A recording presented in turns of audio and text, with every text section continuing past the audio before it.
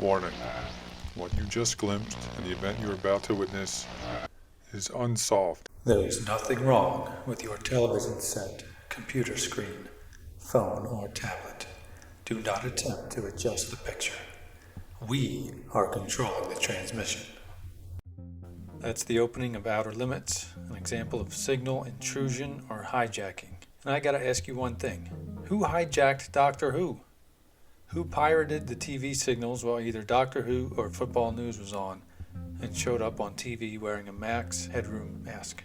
I created this channel to talk about movies and shows and the philosophy of film, as well as how movies affect us and how they make us feel, how they tell us things.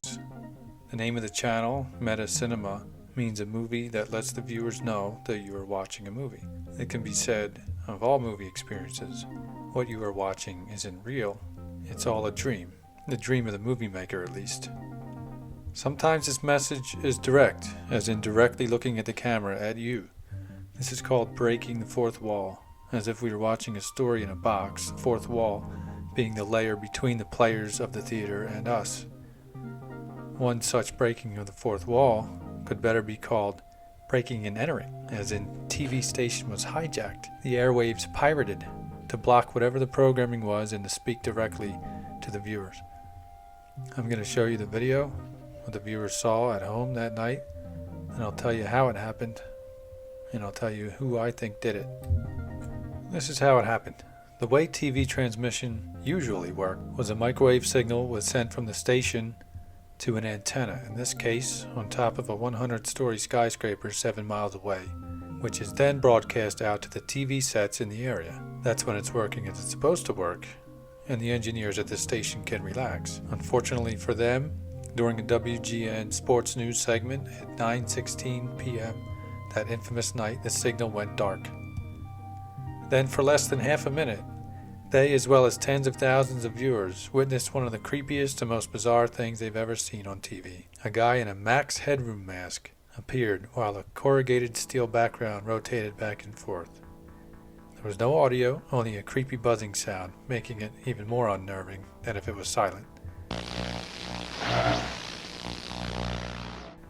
Then it went back to the news, where a confused anchor said, "If you're wondering what happened, so am I. The computer running the news must have took off and run wild." Behind the scenes, engineers were able to change the frequency, thus cutting the hijacked content off and returning to normal. Then, at 11:20 that same night, when the local PBS station was playing a Doctor Who rerun, Max returned to the TV screen, this time with barely decipherable audio.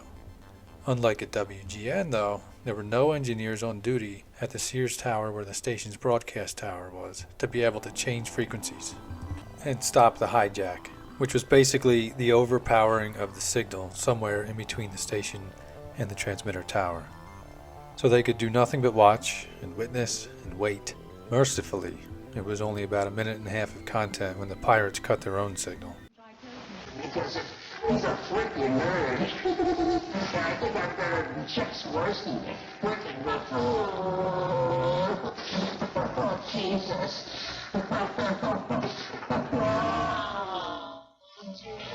Yeah. That's the way.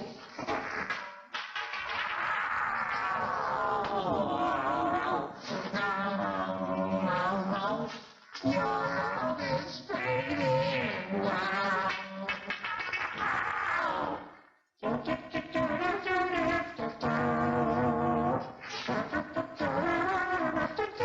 I still see the X. Oh, my files.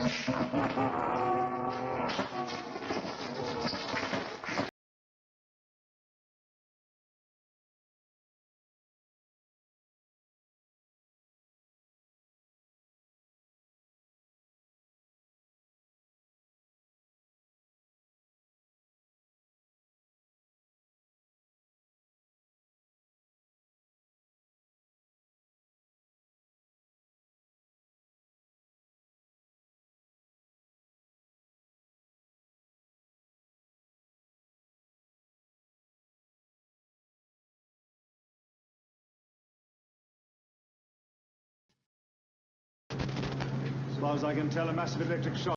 Director Paul Rizzo is quoted as saying, "As the content got weirder, we got increasingly stressed out about our inability to do anything about it."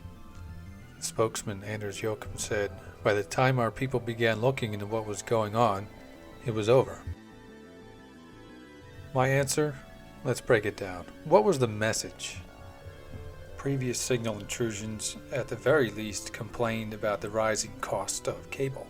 Max's message seemed to be a pointless rant. It was no V for Vendetta style message to the people in charge about a revolution, but rather a few whining remarks, some slogans, and a man getting spanked. Imagine. It's mad as hell, and I'm not gonna take this anymore! But instead, he quotes some commercials and complains about a sports commentator.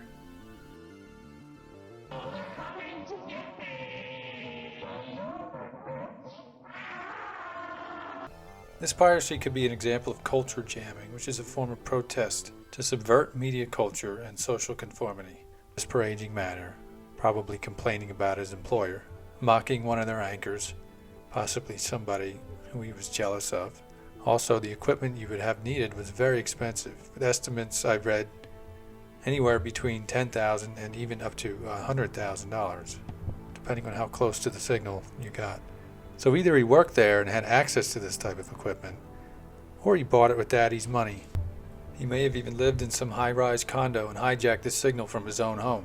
He mentioned that he's better than Chuck Swirsky, referencing a Chicago Bulls announcer who Max also calls a nerd and a frickin' liberal. Better how? Better at his job? Does he think he could do the job? Maybe he gets Chuck coffee and got tired of it, tired of being unnoticed at the station despite his connections.